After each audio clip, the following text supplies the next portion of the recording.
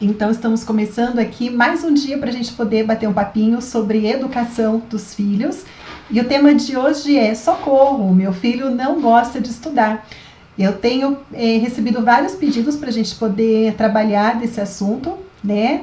Na live da semana passada, teve mãe que pediu e também, em particular, no direct, eu tenho recebido muito para a gente poder abordar esse assunto. E mesmo quem tem os filhos pequenininhos, um dia eles vão crescer e pode ser que eles passem por algum momento, né? Que vocês percebam que o rendimento dá uma caidinha.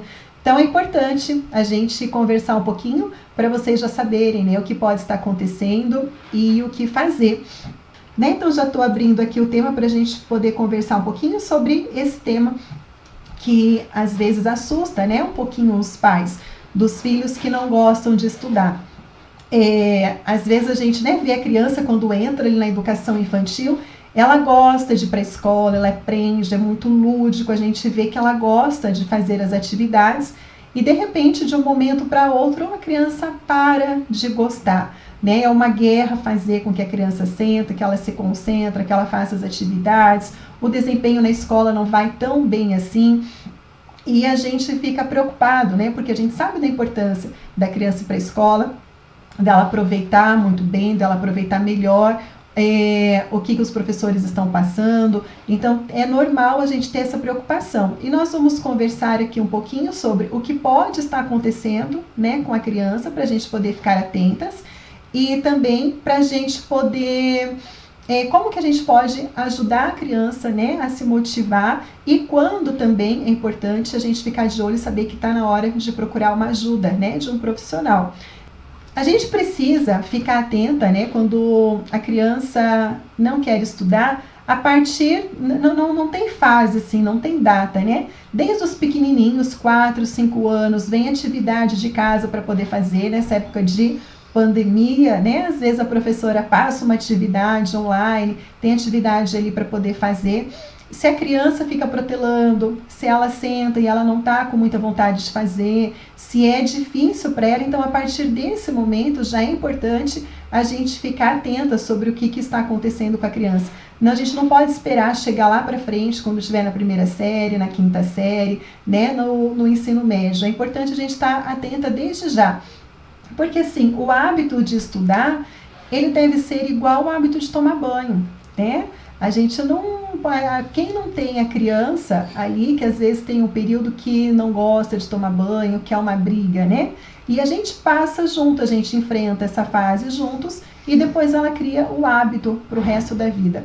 Então é importante a gente saber que a gente precisa incentivar a criança e que o estudo ele deve ser um hábito, né? E esse hábito vai levar para o resto da vida. A gente sempre está buscando aprender, a gente está procurando melhorar, conhecer mais as coisas. Então a gente precisa desde pequenininho estar atento e perceber que a criança não está gostando de estudar, que é difícil para ela, que é uma luta. Então aí já está na hora da gente começar a pensar em alguma coisa, tá?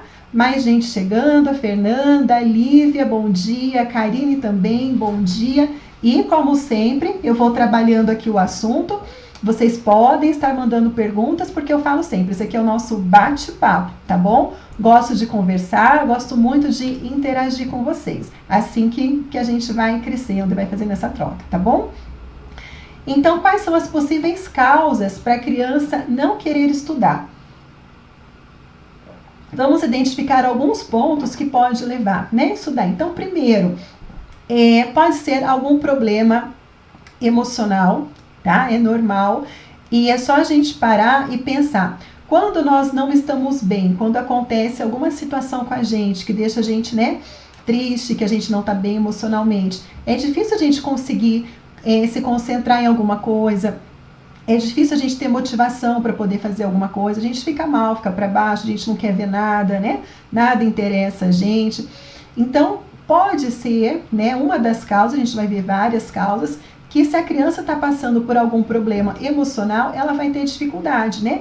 Pode ser algum bullying, alguma coisa que aconteceu na escola, pode ser alguma coisa dos pequenininhos, né? Que a professora, sem querer, sem pensar, falou. Se a criança é mais sensível, ela pode ficar chateada, né? Isso pode fazer com que ela perca o interesse, o estímulo por estudar, os coleguinhas, pode ser que alguém falou alguma coisa, né? O tal do bullying, que também deixa a criança sem motivação, sem querer estudar, o ambiente da escola fica como sendo uma coisa ruim para ela. Por isso que a gente tem que ficar muito atento e conversar muito com os filhos para poder entender o que está acontecendo.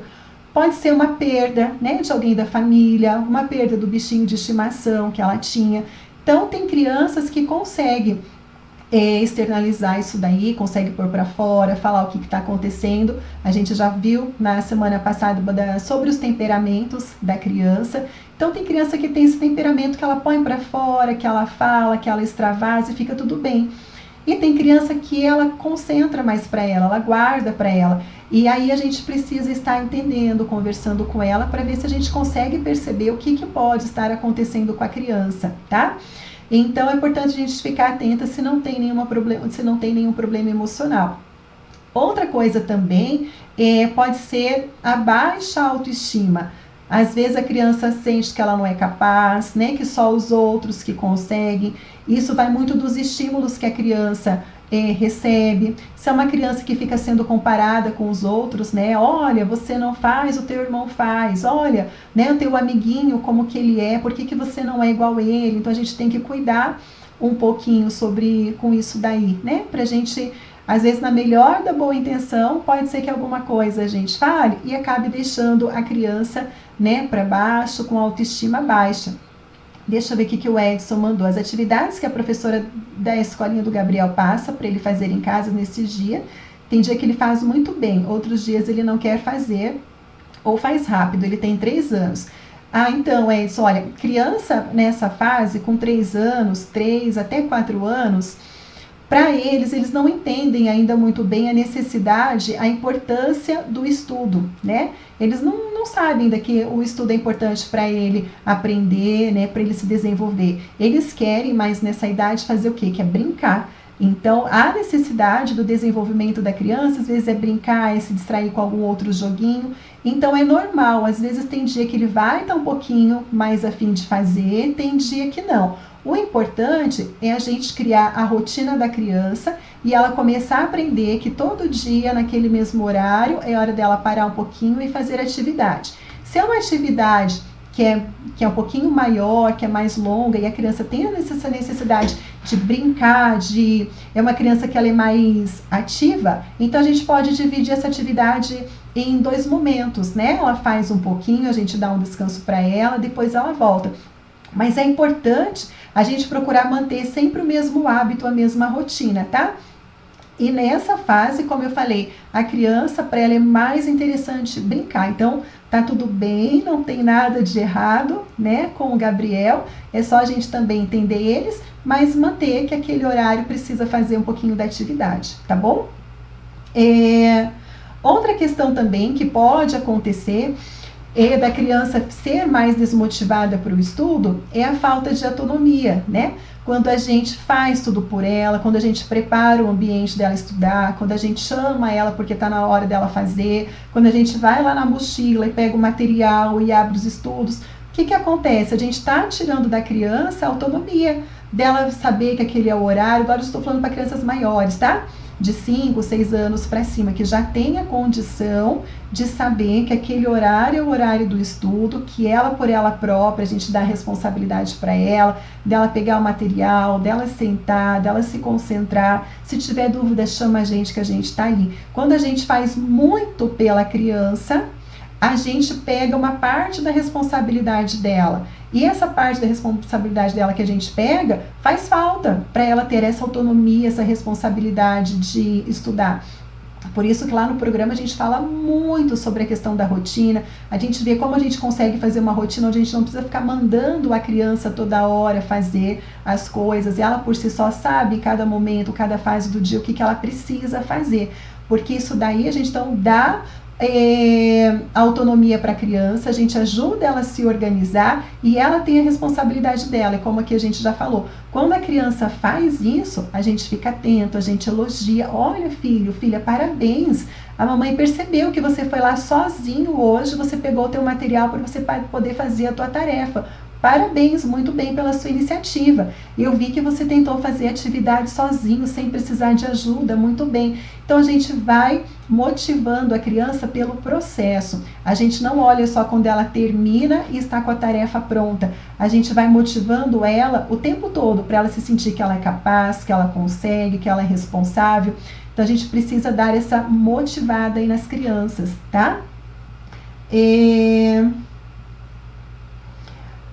Outra coisa também que pode acontecer, aí sim, pode ser que a criança tenha de fato, tenha realmente algumas dificuldades de aprendizagem, né? Pode ser que a criança não consiga acompanhar ali o ritmo da turma, pode ser que é muito difícil ela conseguir se concentrar, pode ser que enquanto a turma, as crianças estão quietas, concentradas, ela tem dentro dela essa hiperatividade, essa vontade de se movimentar, de fazer outras coisas. Então é importante a gente estar atenta também se a criança tem alguma dificuldade de aprendizagem e importante a gente poder procurar alguma ajuda, né, de um especialista aí para poder avaliar.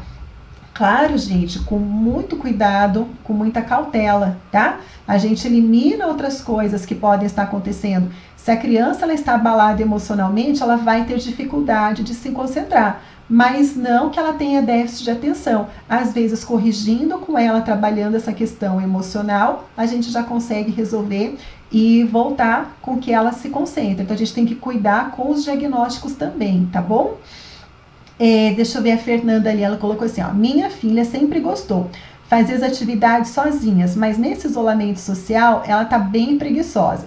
Sempre que mando, ela dá desculpa e fica enrolando, justamente porque não temos ainda a rotina.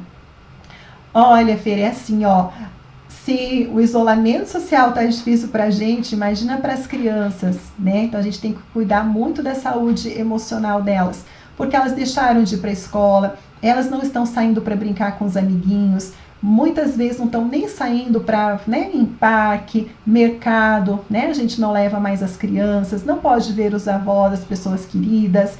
Então, se para a gente fica difícil, imagina para as crianças. Então, essa mudança de comportamento nesse período é normal, né? A gente precisa cuidar muito disso. Então, é bom a gente dedicar alguns momentos do dia com a criança para fazer alguma atividade com que ela vai se movimentar, né? E aproveitar esse momento para a gente poder criar uma rotina ali com a criança, sentar com ela, ver o que ela gostaria de fazer em determinados momentos do dia e manter sempre todos os dias, inclusive, gente, olha, é interessante a gente manter hábitos de rotina, de estudo, inclusive no sábado e no domingo, porque a gente não toma banho só de segunda a sexta, não é verdade? A maioria, eu acredito que não, a gente toma banho segunda, terça, quarta, quinta, sexta, sábado, domingo. Isso vira o quê? Vira um hábito.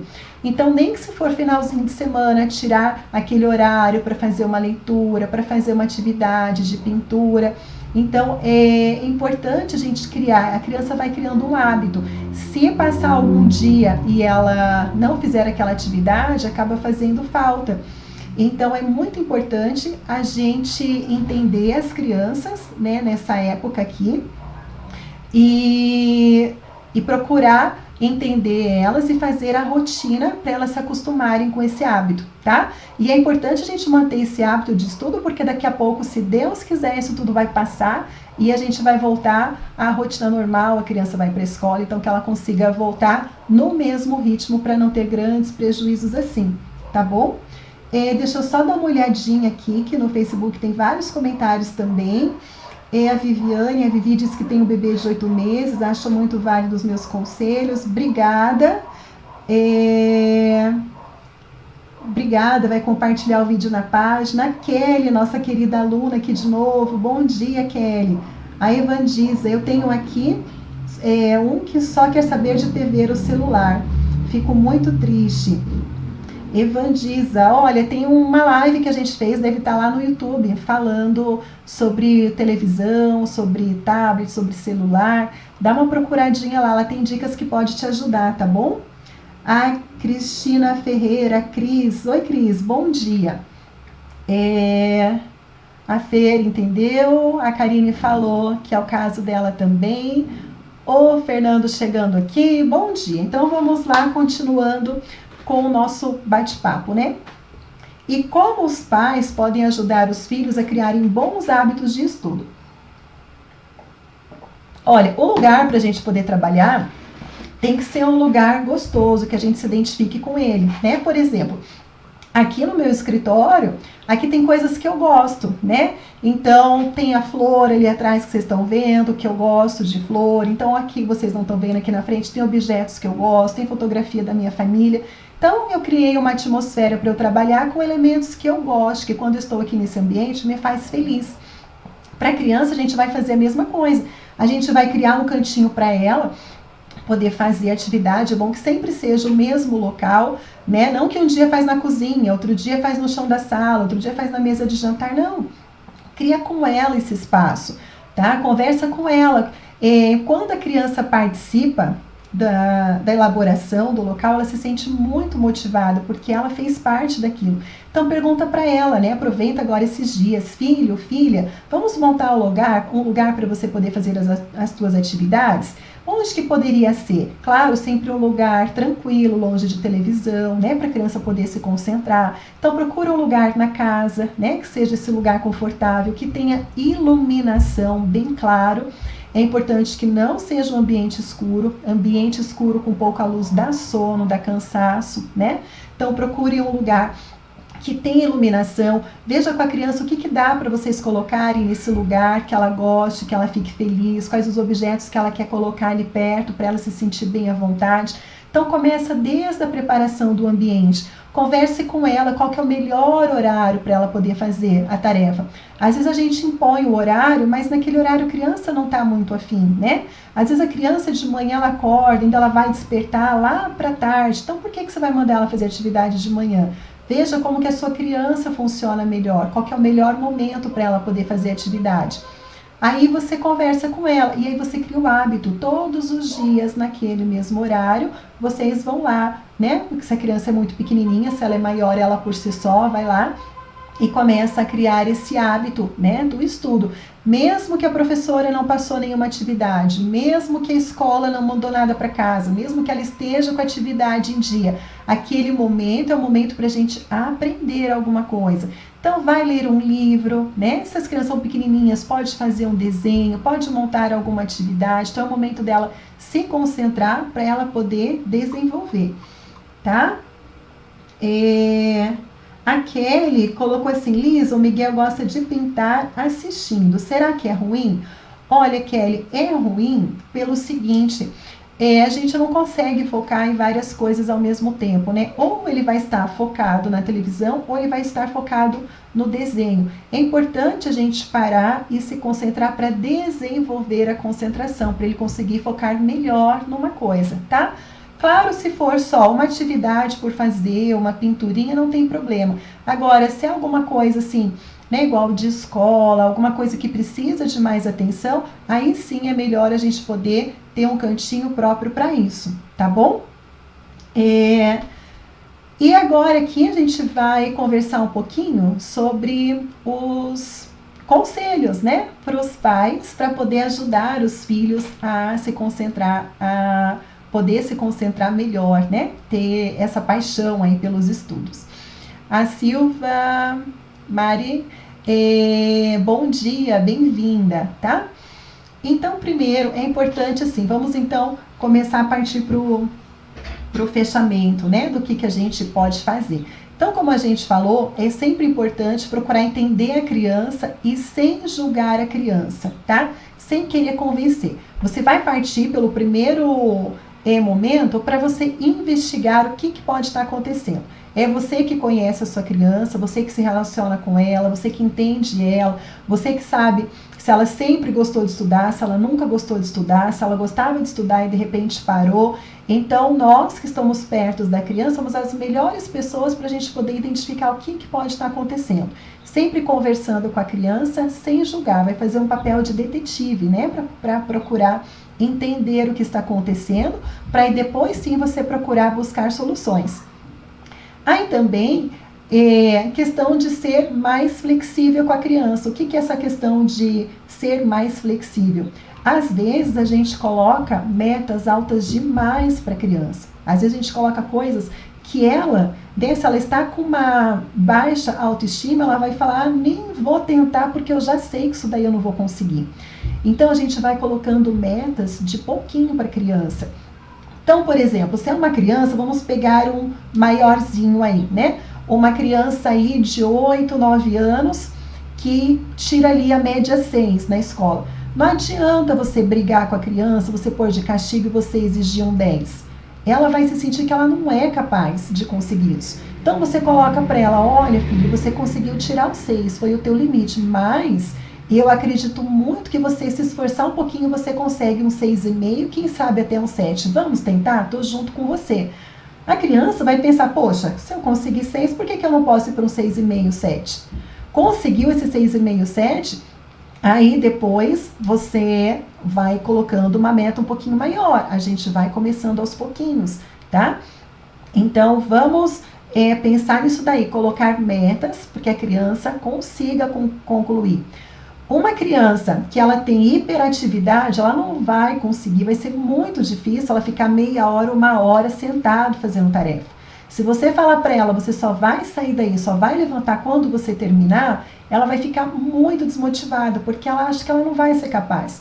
Então você coloca para ela, olha, 15 minutinhos, daqui a pouco você pode parar, você pode, jogar uma bola para depois você continuar. Então a gente precisa entender, como a gente já falou nas outras lives, o temperamento da criança, como a criança funciona, porque senão você vai exigir coisas que ela não vai ser capaz de te dar. Eu falo sempre aqui. Gente do céu, eu falo muito rápido. A garganta não dá conta de acompanhar. Eu sempre falo aqui assim, pede para um pé de maçã, te dá maçã. Pede para um pé de limão, te dá limão. Não pede para um pé de maçã, te dá limão, porque ele não vai conseguir. Então a gente precisa entender isso da criança. A gente precisa cobrar e exigir, pedir da criança aquilo que ela é capaz de dar. A Sil colocou aqui, ó, o meu é imperativo.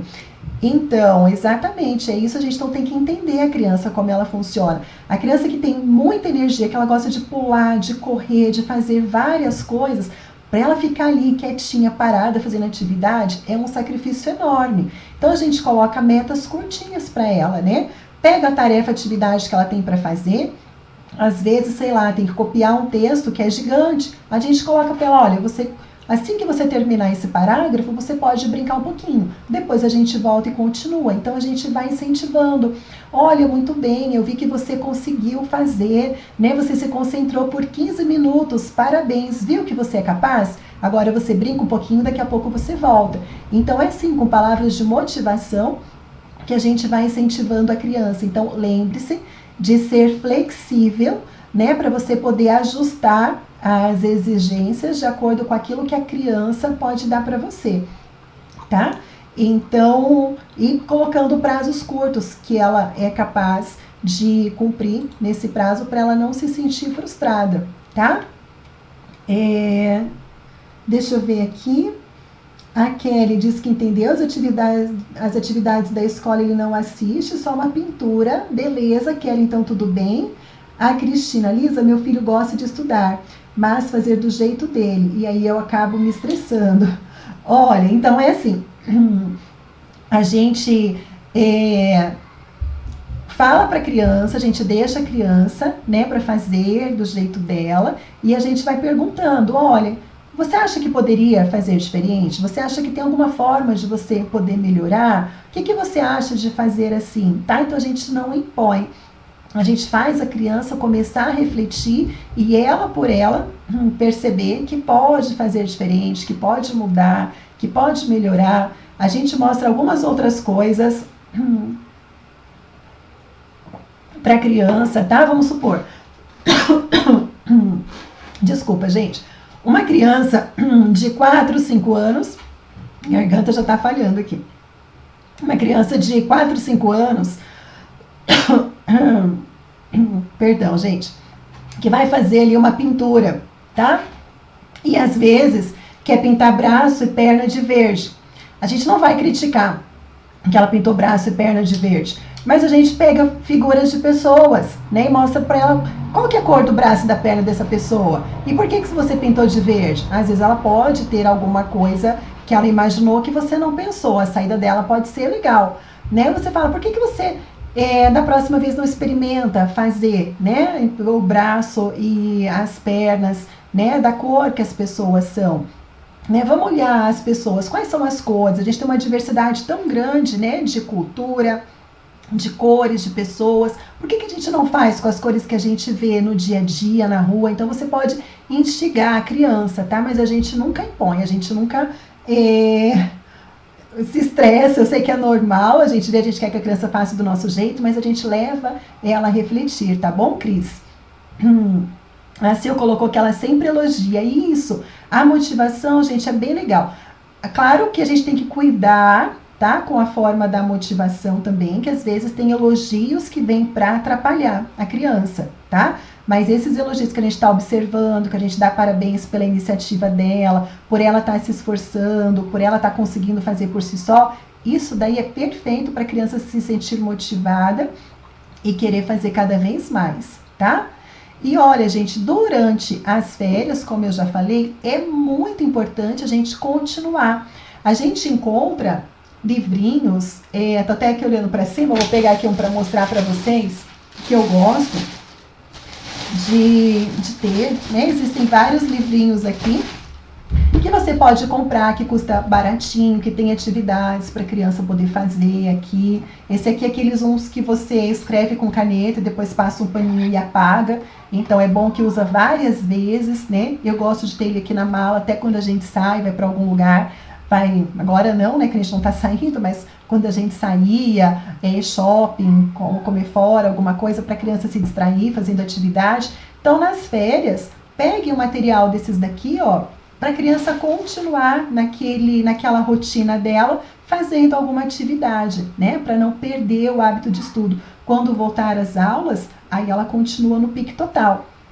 Agora também é importante o seguinte, gente, a família valoriza o estudo? Porque tem família, e olha, como eu trabalhei por 20 anos em escola, tinha família que deixava bem claro, olha, eu não estudei, eu sou autônomo, eu ganho meu dinheiro sem precisar estudar, para mim o estudo nunca valeu nada, eu vou pelo meu trabalho, mas eu quero que meu filho estude. Mas aí como que o filho vai pegar gosto por estudar se a família, né, não valoriza, se a família não vê importância, se a família se deu bem sem precisar estudar? Então é importante, a criança, ela se espelha muito pelos pais, né, por quem cuida dela.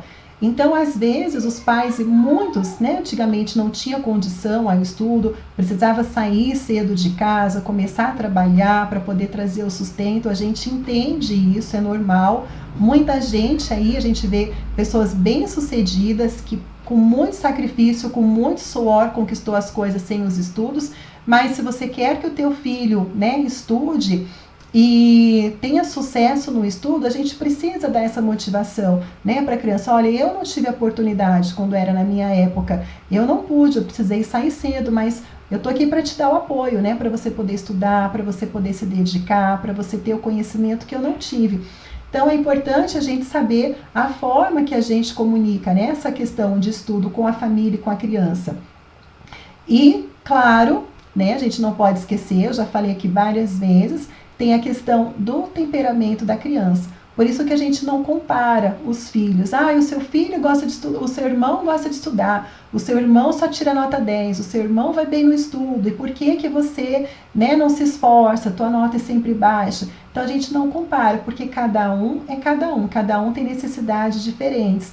Tem criança que é capaz de sentar e passar a tarde inteira ali no meio dos livros, pintando, estudando, fazendo atividade. Outras não, né? Pode ser questão de temperamento também. Por isso que é importante a gente que é pai, a gente que é mãe, né, que tem o amor ali pela criança, que está junto com ela, a gente entender a necessidade dela para a gente poder conduzir, né, da melhor forma. Tiago chegou aqui com a gente, bom dia, bem-vindo também. E quando procurar um profissional? Então, olha, O profissional, o pedagogo, né, você deve procurar, claro, sempre assim, ó, vai conversando com a professora da escola. A professora é a que mais tem parâmetros para poder te ajudar e te dar algum retorno, né? Se você descartou tudo isso que a gente conversou, não é nada disso, e você vê que está difícil para a criança estudar, então tem que procurar um profissional, um psicopedagogo. A maioria das escolas tem esse profissional para você, pai, para você, mãe, ir lá procurar, conversar com ele, né? Então, por exemplo, criança que, né, tem repetência escolar, que não tem nenhum motivo para estar com essa repetência, crianças que têm distúrbios de aprendizagem, que têm dificuldade de memorização, que não consegue se concentrar, que não consegue memorizar, que tem problemas, muitos problemas relacionados com a escola, os pais que estão sendo constantemente chamados na escola, criança que não consegue atingir o objetivo mínimo, né, que é proposto pelas professoras, dificuldade de raciocínio lógico. Claro que a gente tem que pensar, cada criança é uma criança, né? Cada indivíduo é único. Mas a gente coloca metas para cada idade, mas a gente precisa entender se aquela criança já tem condição de perceber determinadas coisas ou não. Mas se ela tem dificuldade de raciocínio lógico, muita dificuldade de atenção, de concentração, se ela tem total desinteresse por aprender, total desinteresse, não tem o que você faça, ela não quer aprender, problemas relacionados à leitura, à escrita, até mesmo à fala, se até no ambiente familiar, né, ela tem dificuldade de aprendizagem no relacionamento com a família, se você percebe que a criança não se desenvolve, se ela tem dificuldade motora, se tem dificuldade no processo de alfabetização. Então, se você identifica um ou mais desses pontos, vale a pena procurar, né, escola, conversar com a professora, com a pedagoga, com o psicopedagogo, para poder investigar certinho. E às vezes, a grande maioria das vezes, a gente consegue resolver em casa, né, com um pouco dessas dicas que eu falei para vocês aí, tá? Então, gente, amanhã a gente volta, né, com mais outro tema. Para quem está lá no canal do Telegram, daqui a pouquinho eu já vou colocar lá para vocês o tema. E o que eu quero deixar para vocês, então, hoje, é para vocês, então, pensar na sua criança, né? Como que fica melhor para ela, qual que é o melhor horário para ela poder fazer atividade. Cria uma rotina, monta com ela um espaço que é gostoso, que ela vai ter prazer por sentar ali para poder trabalhar. E fique atenta às necessidades dela. Uma criança que é mais agitada, metas mais curtas para ela atingir, né? Criança que concentra mais, você pode dar mais atenção, deixar ela ter mais autonomia, mais independência. Então fica aí como um desafio, né, para o dia de hoje, para vocês verem essa rotina dos estudos com os filhos. E principalmente, não esqueça, sábado, domingo não é dia de folga, é dia da gente continuar aprendendo. Então deixa alguma atividadezinha ali preparada, nem que seja por 10 minutinhos, mas para a criança poder sentar aí e ter esse hábito de aquele momento, é o momento dela parar um pouquinho. Nem que se for uma pintura, um desenho, uma atividade simples, mas prepare para a criança, para ela ter esse hábito aí pro resto da vida, tá bom? Beijo grande para vocês,